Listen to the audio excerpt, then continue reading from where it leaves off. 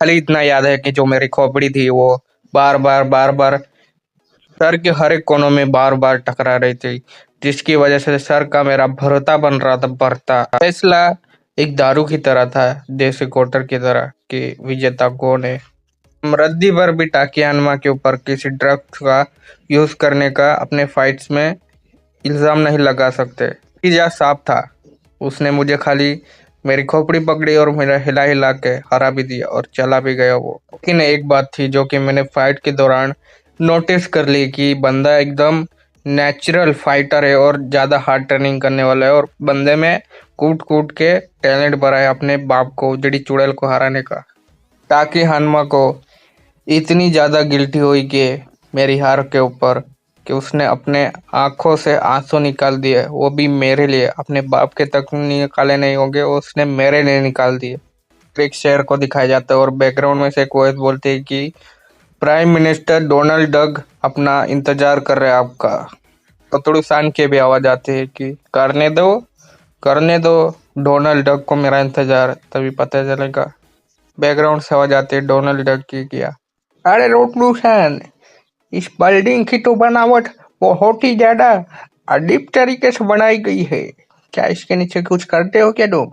फिर रोतड़ू खान कहता है डोनाल्ड डक को कि वो तो है, इसकी बनावट टट्टी जैसी है। डोनाल्ड डक की आवाज आती है, क्या बोलूं, इसकी तो बनावट तुमने टट्टी जैसी बना दी है। एक एक साइंटिस्ट आता है बटला सा और कहता है डोनाल्ड डक प्राइम मिनिस्टर की स्वागत है। और रोतड़ू सान मार्शल आर्टिस्ट के अरीना के ओनर का भी स्वागत है। साइंटिस्ट कहता है दोनों से कि मैं और जो हमारे साइंटिस्ट दोस्त थे, आप सभी लोगों का ही स्वागत करने के लिए इंतजार कर रहे थे। फिर डोनाल्ड डक पूछता है यह कौन है बिड़ू, रोतड़ू सान, यह कौन है? साइंटिस्ट कहता है कि डोनाल्ड डक से कि माफ करना डोनाल्ड डक प्रेसिडेंट जी, मेरा नाम है चिंदी चोर और मैं यहाँ का कैप्टन हूँ, हर एक साइंटिस्ट का, यानी कि मैं इस एरिया का कैप्टन हूँ। प्रेसिडेंट साइंटिस्ट को जवाब देता है, क्या टीम लीडर? तुम क्या इस एरिया के सफाई वाले हो जो कि टीम लीडर बोल रहे हो अपने आप को सारे सफाई कर्मचारी को? रोतड़ू सान प्राइम मिनिस्टर डोनाल्ड डक को चलते हुए कहता है कि प्राइम मिनिस्टर जी, हमारा काम आगे बढ़ चुका है, हम अब रुक नहीं सकते और हम इसे रोकने भी नहीं वाले। रोतड़ू सान गुस्ताफी माफ, लेकिन आज हम क्या बात करने वाले हैं, किस टॉपिक पे बात होने वाली है, किस चीज के ऊपर? मुझे कुछ पता नहीं है, कुछ बताया भी नहीं गया ऑफिशियली। मुझे खाली इतना बोला गया था कि प्रेसिडेंट जी ऑफिस वाले कपड़े पहन के आ जाना आज। फिर देखते हैं हम बिल्डिंग के अंदर एक बहुत ही बड़ा लोहे का गेट का एंट्रेंस, जिसके अंदर से शायद तक ये लोग अंदर जाने वाले। फिर वो साइंटिस्ट बताता है दोनों को कि हम कहीं पे नहीं रुकने वाले, हम सीधा जाने वाले जमीन के अंदर, पूरे के पूरे 1000 किलोमीटर नीचे। सीधा के सीधा हम डेस्टिनी के ऊपर ही जाके रुकने वाले हैं, जहाँ पे एक बीच में कहीं नहीं रुकने वाली लिफ्ट। फिर डोनाल्ड डक अपने मन में सोचने लगता है, क्या हम कहीं पे नहीं रुकेंगे, 1000 किलोमीटर नीचे जाएंगे जमीन के नीचे? ऐसा तो क्या है इस बिल्डिंग के नीचे का राज, इस जमीन के नीचे? मुझे पता लगाना होगा, वरना इस अमेरिका को ये लोग उड़ा देंगे। फिर रोतड़ू-सान और साइंटिस्ट के बीच में दो बातें हो रही थी कि फिर बोलता है रोतड़ू-सान की मिस्टर जॉन कटलर के क्या हाल है? फिर वो कहता है वो सभी आपको ही याद करते हैं, बहुत ही ज्यादा खुश नसीब है कि आपकी वजह से उसे इंसान क्लोन करने की टेक्नोलॉजी मिल गई है। फिर अपना प्रेसिडेंट डोनाल्ड डक सोचता है ऐसा तो क्या है चीज जिससे ये रोतड़ू-सान मुझे दिखाना चाहते इतना ज्यादा। फिर हम देखते हैं वो तीनों पहुंच जाते हैं और जो मेन साइंटिस्ट होता है टकला, वो उसकी साथ तीनों के इंतजार में वहीं पे खड़ा होता है उनके स्वागत में। फिर कहता है आपका सभी का स्वागत है प्रेसिडेंट डोनाल्ड डक और मिस्टर रोतड़ू सान। देखते हैं वो टकला हेड साइंटिस्ट मिस्टर रोतड़ू सान को गले लगाता है, ऐसे जैसे कि बरसों की छोटी बीबी गायब हो गई इस तरह से।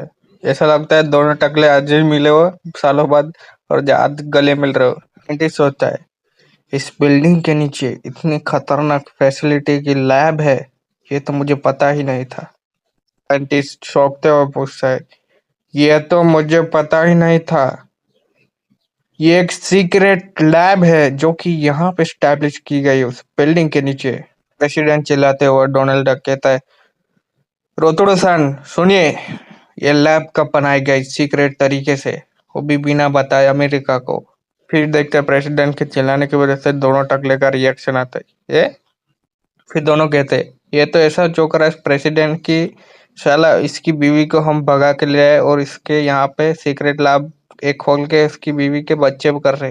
फिर डोनाल्ड डॉक चिढ़ते हुए रोतड़ू सान से पूछता है कि ये बताएंगे ये सब क्या है, ये सब क्या चीज लगा रखी है आपने इस बिल्डिंग के नीचे, सीक्रेट लैब, ये क्या लगा रखा है आपने।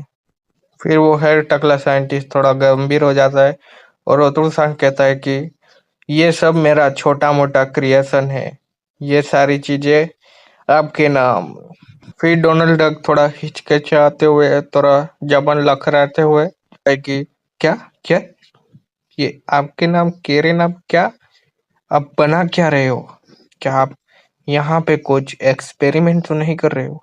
थोड़ा सान प्रेसिडेंट डोनाल्ड डक को कहता है कि उस बिल्डिंग के नीचे 1,000 किलोमीटर जमीन के नीचे मैं बना रहा हूँ इंसान का क्लोन, यानी कि मैं इंसान को रिक्रिएट कर रहा हूँ पास्ट के। क्या कहा टकले, फिर से बोल, फिर से बोलो, क्या आप इंसान को क्लोन कर रहे हो, वो भी इस बिल्डिंग के 1,000 किलोमीटर के नीचे जमीन के नीचे।